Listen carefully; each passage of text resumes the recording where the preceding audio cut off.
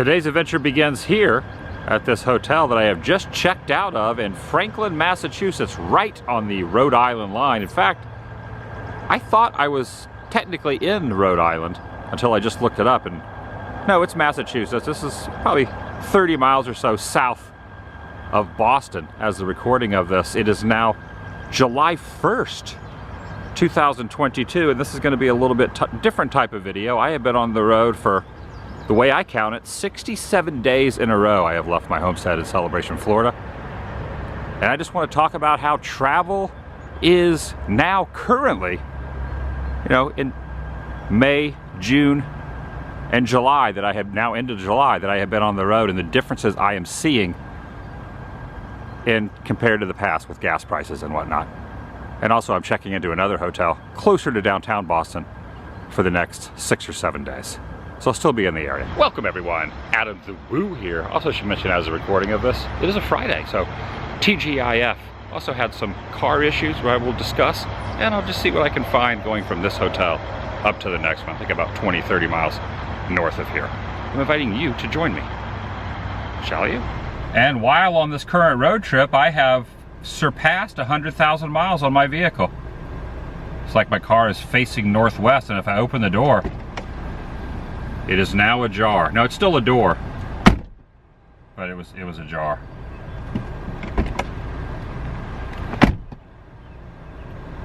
The total for my 5-night stay was $638.80.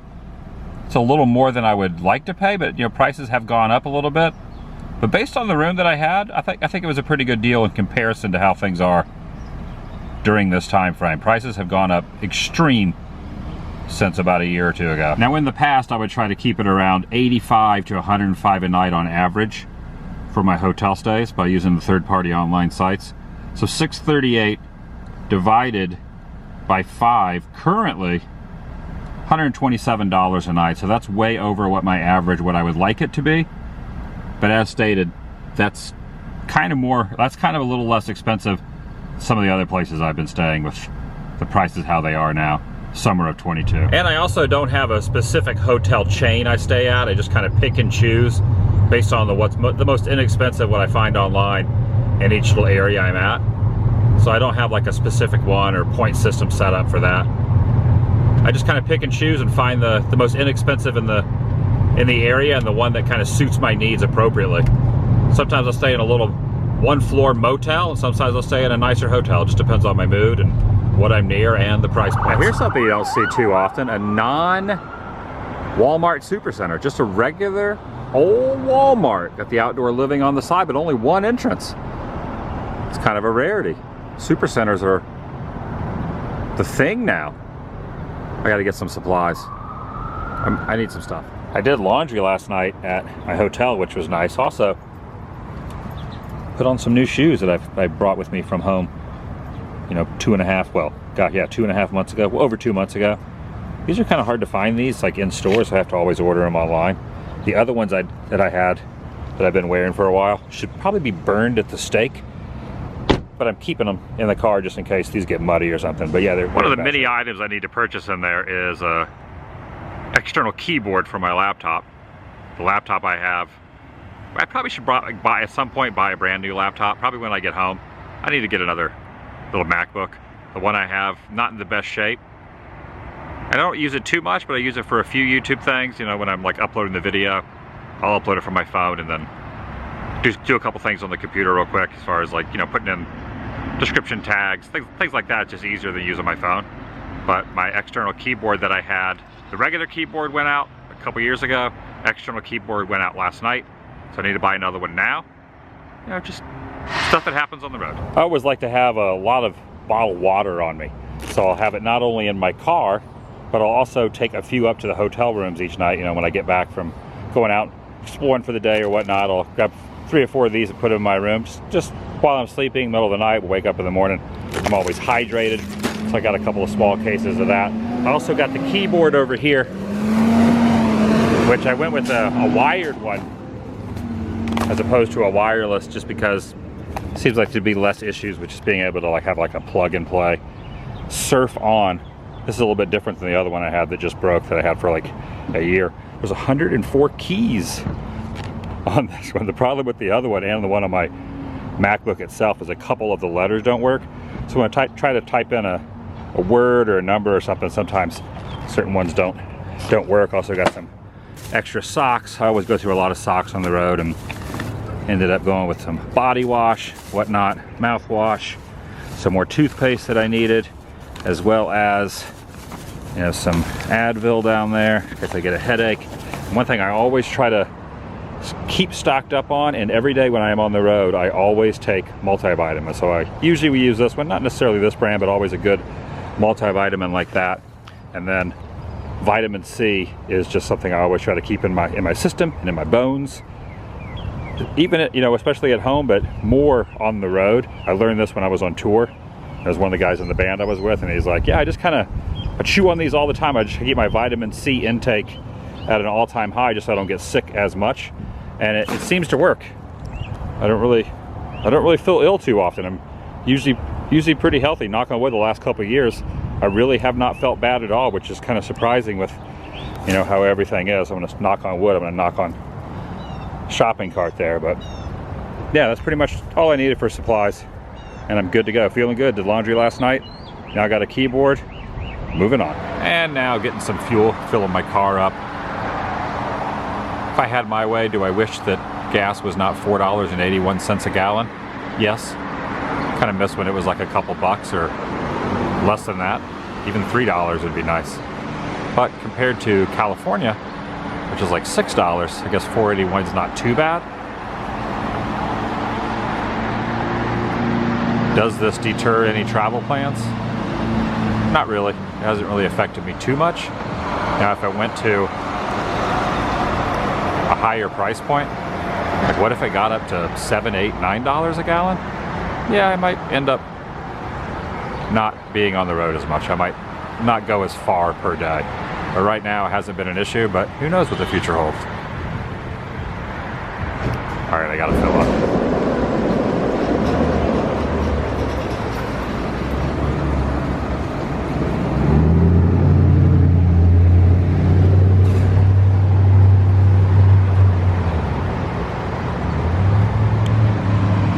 I just noticed looking the other way. This is the town of Marlboro, by the way. Corner of Harvard Street. There's a water tower on top of that building.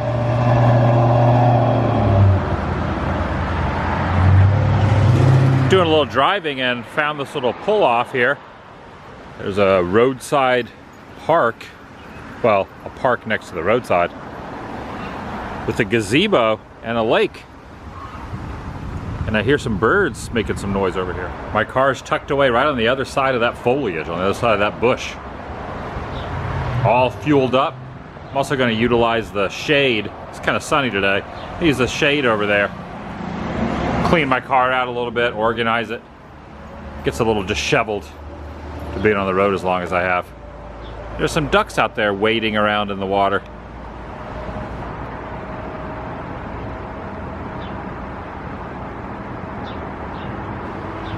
Got their tail feathers up to the sky, probably looking for food maybe. Either that or submerging their noggins down into the water. That's probably what they're doing. They're looking for food.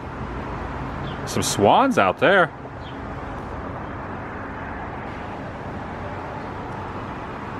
Or should I say a swan. One thing I am thankful for is I do not have my RV anymore. A few years ago, I had an RV, I sold it. And even then, before the gas prices peaked at what they are now, I was very thankful that it was a huge weight off my shoulders getting rid of that RV.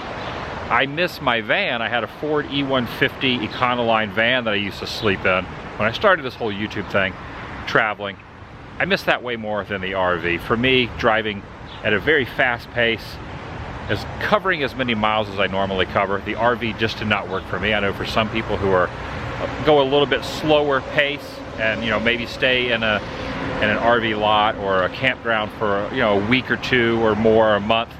This doesn't work with me. I'm very impulsive. I get moving, you know, I'll stay in an area for a few days and then I just like to go. Sometimes I even drive 300, 400, 500 miles each day going cross country and whatnot. So it works out better having a small vehicle, even with gas prices at $5, or more dollars, it's still less expensive than filling up an RV. And back then, even when gas was like $2 a gallon or so, $2.50 a gallon, I was spending $100 a day in gas. Granted, now with a small car, probably spending $80 a day. However, if I had the RV, I'd probably spend $200 a day now. Doing the math on that. So I could put the money towards traveling in a smaller car, getting a decent hotel, and as stated, the hotel percentage has probably gone up about 30%, I've noticed, this year as opposed to other years. So what would normally be an $80 hotel, let's say you were gonna hit the road. An $80 hotel that you were used to last year, it's probably gonna cost you about $120 now. That is just the way it's working. Food has escalated dramatically, the price of food, groceries, things like that, obviously.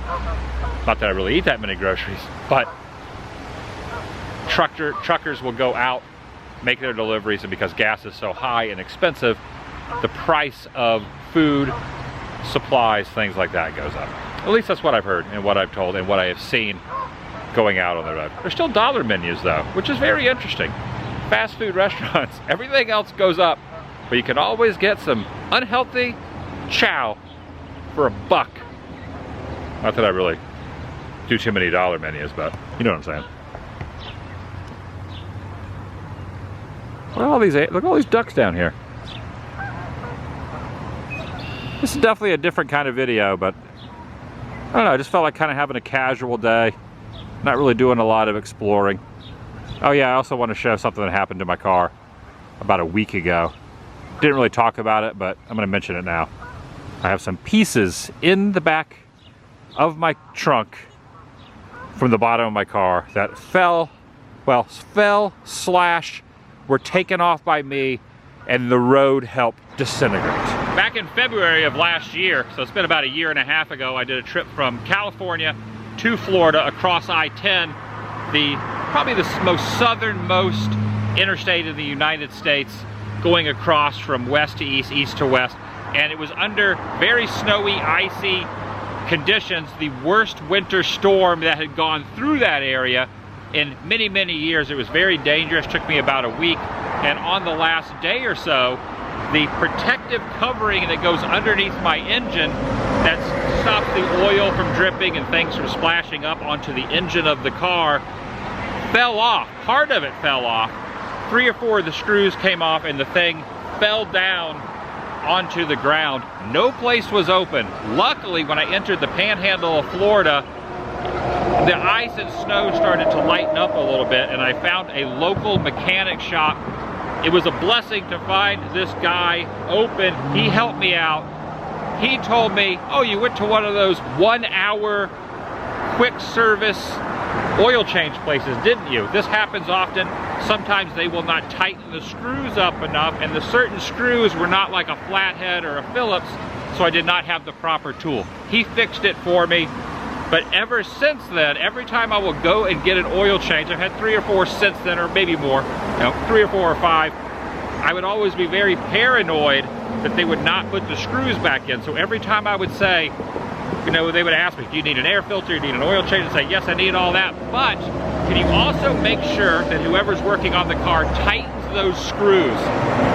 When I was in Salt Lake City a couple weeks ago, I was talking to my parents, they were visiting, we went down to Moab, and I told this whole story. I've reiterated this story every time I'm going to go get an oil change. Went there with my dad, we were waiting in the waiting area, told the person, can you make sure you tighten the screws? Oh yeah, I'll tighten the screws, The screws were not tightened correctly. A few days later, it took about a week for the bouncing of the road to loosen up a few screws.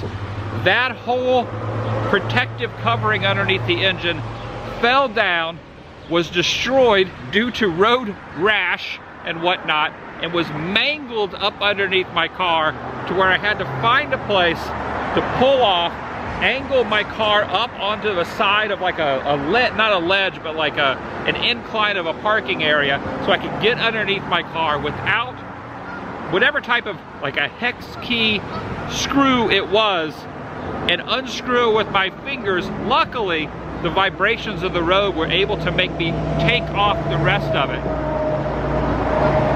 So I don't know if I'm gonna be going to any more 1-hour quick service oil change. I gotta show this thing.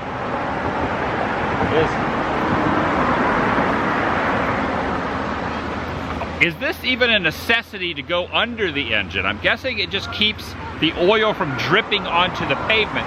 But you can see here where the screws go in there to mount it underneath the chassis of the car. Here. It almost looks like angel wings now. This doesn't seem like much now, but I had to basically unscrew, crawl underneath my car, and use my fingers to unscrew it. So I need to find whatever type of screw that is. Now I had a normal screwdriver and a normal wrench, but it was not the appropriate kind of hex key that went into this. It was kind of scary. It was like I had to drive for quite a while with this thing vibrating underneath the side. I didn't know if it was going to go up under the engine, rip a pipe, rip some sort of hose or anything like that. Thankfully it worked out, and it was quite the adventure. And I've had this in the back of my car as a reminder that it worked out well, but this is what's left. And to be honest with you, I don't know if I'm going to get another one of these and have it placed on there. I don't think it's really hurting anything. I'm sure like maybe a little bit of oil drippage will happen on some concrete somewhere, but I don't think there's going to probably be any damage to my engine. I don't think I'm going to get another one of these, so next time I get an oil change, I'm not going to have to worry about someone not screwing the place back into its appropriate chassis area.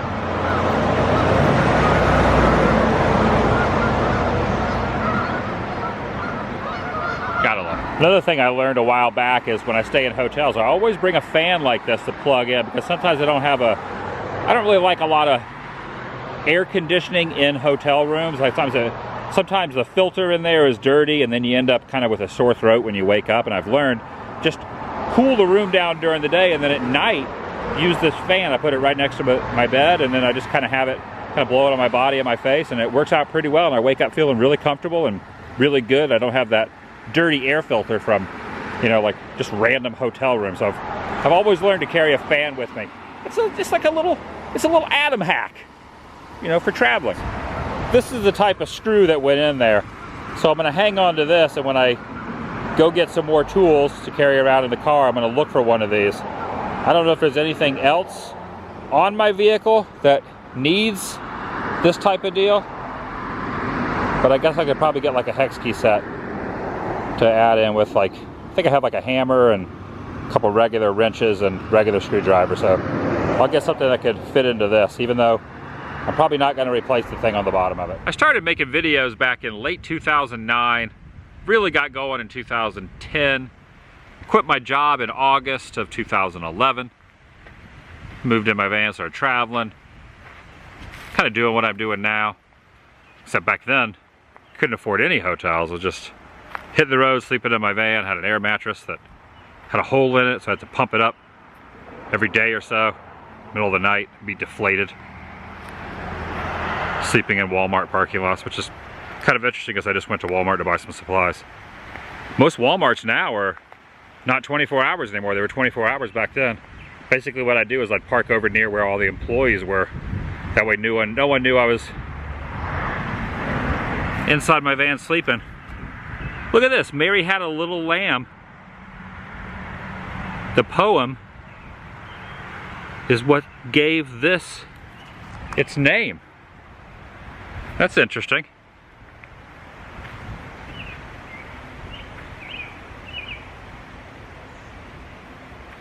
Dated 1798. This is on the property of the Wayside Inn, which is just kind of adjacent to this.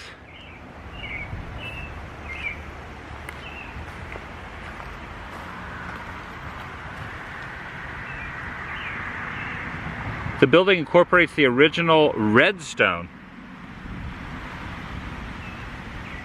scene of the poem, which stood in the 2nd District of Sterling, Massachusetts. It was used from 1798 to 1856 and was removed for this spot for preservation by Mr. and Mrs. Henry Ford back in January of 1927.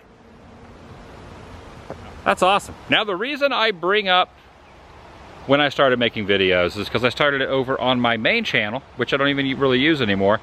This channel, TheDailyWoo, has really taken over in the last few years and become kind of a staple of what I do. It's like what I do for a quote-unquote career, job. It's pretty much how I make a living and how I keep myself, have some sort of sanity traveling around. Because when I sit still for too long, I get a little stagnant, so I always like to be out on the road. But I bring this up because as the recording of this, it is July 1st, but when it's uploaded, I film during the day, edit at night, and then release the video the next morning. You will be watching this on July 2nd, which is the 10-year anniversary. 10 years that I have been doing this daily vlog channel. Granted, I've been doing YouTube a little bit longer because I had the main channel for a couple years before that, and when I started doing this channel, I had no idea what it was going to be. They were little, 30, 40-second clips, me jumping off of swing sets, me going down, not slides on bikes, but going down regular slides, rolling around, running the bases on a baseball field, sliding, and it was didn't make any sense. But I knew that something was going to come out of it. I had nothing to model a channel after back then. There wasn't a lot of people doing it. And now, it's kind of created a life of its own. So happy 10 years to TheDailyWoo, even though I took some time off in 2017 after 5 years. So I have missed days. But I did go 1,911 days up until 2017. And I quit after 5 years and 2 months. And then slowly started peppering videos back in. And I'm back as of right now. So in reality, it really is not a precise 10 years because I did skip days. I took some time off. It has not been 10 years in a row. But I would say, I don't even know how many videos I've done in that time frame. I've only probably missed 50, 100 days out of those 10 years, maybe more. But I haven't missed that many days. I took that lull just to get my mind right and whatnot. And that, at some point I'm probably gonna have to take another break because it's stressful. It's better than other jobs that I have worked, but it's very tedious, especially being out on the road all the time. So sometimes you need little breaks. And 5 years ago, I ended up getting this tattoo right here. And I got the number 5, so this would have been exactly 5 years ago. And I got this on the day of for that daily vlog, just so I could hold myself, not accountable, but to prove to myself later in life that I could look at this and know that I accomplished something, that I can always look at this 5, and when I get kind of down on myself, and when others, start to throw things around saying, maybe I'm not doing what they think I should be doing, working either hard enough, traveling enough, being on the road long enough, consistently uploading in a series of timely fashion long enough. Sometimes others will say that, a small percentage granted, and sometimes I even say that to myself. Let me be honest here. There is a saying that, someone who creates anything are their worst critic, and I am guilty of that as much as anyone else is. I analyze really everything when it goes to putting my heart and soul into what I do creatively. Back when I was in a band, it was that way. Back when I started doing this, it was this way. And now it just seems like the longer you do something, the more you kind of overanalyze it and give yourself grief. Give you're your worst critic. And I am guilty of that. So there is a small percentage of the vocal, small minority out there. The majority is always going to be very positive, very uplifting, but there's always going to be people who are negative. And I can be negative upon myself, and I think anyone who has a creative outlook also has that problem. And what I've kind of done to balance myself with that is to travel more and do kind of, mix up the content a lot more than I used to. I really try to mix things up and try not to go too crazy with the edits, go too wild, not go too deep down the rabbit hole with trying to present something spectacular. I'm just trying to live my life and enjoy things. None of that made any sense, but it just hit me all of a sudden that I need to talk about this on the 10 years of me doing this vlog channel. And who knows where the future will lead me. Who knows how long this will go? Who knows when I will take a much needed, well, right now I don't need it, but it will. I imagine when I get back to Florida and I kind of relax, I'll probably take a few days off. Nonetheless, I'm going to end the video here. I'm going to go check in the new hotel, which has a pool. I'm going to take a dip in the pool. I don't know if they have a hot tub, but I'm going to just enjoy the rest of the day. Celebrate 10 years. I'm not gonna smoke a stogie. I know you celebrate with a stogie. I don't know why Arnold just popped in my head. Maybe yesterday I was eating that candy that looked like a stogie. That's right. Come on, it's like a stogie. Come on here, happy 10 years. That was, okay, it went off the rails there. That didn't sound like Arnold towards the end. But I really appreciate everyone that watches. Man, 10 years here on The Daily Woo. I've missed some days. Don't hold me to the fact that I haven't missed days. But if I had not missed any days after that 1911, this would have been a more historic location. It is a historic location, but a historic occasion. When will I return back to Florida? I have no clue. I have a game plan. I might be back. Okay. Since I am just divulging a lot of stuff here, I still have a Disneyland annual pass. They call it a magic key. It's basically the most confusing thing ever. I'm not real content with Disneyland right now, but it still holds a special place in my heart. Even though it's extremely packed, difficult to get reservations. I am Team WDW now. I never thought I would say that. I appreciate Walt. I love the history.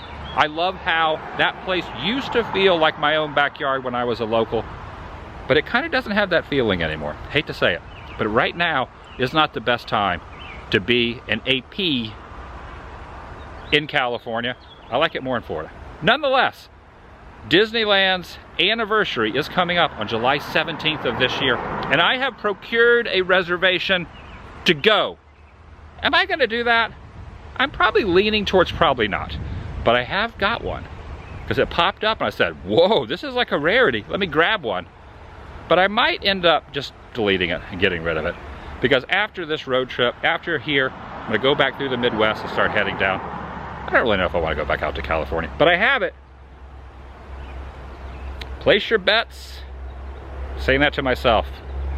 Will I be out there? Also, the MLB All-Star Game and the Home Run Derby is happening the same. Oh, what should I do?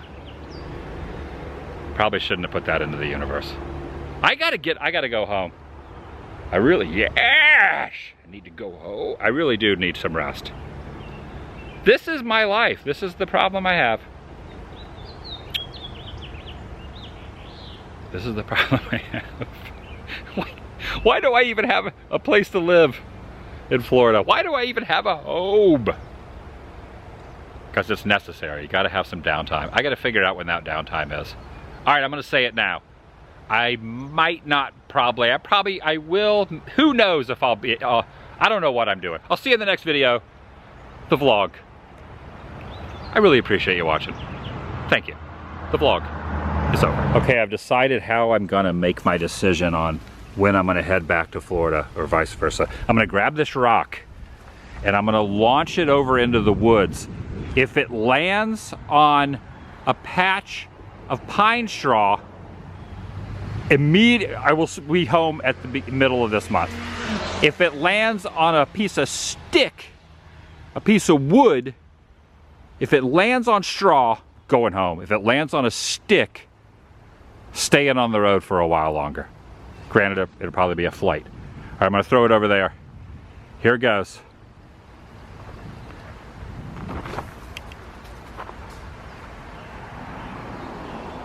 I threw it too far. I can't see where it landed.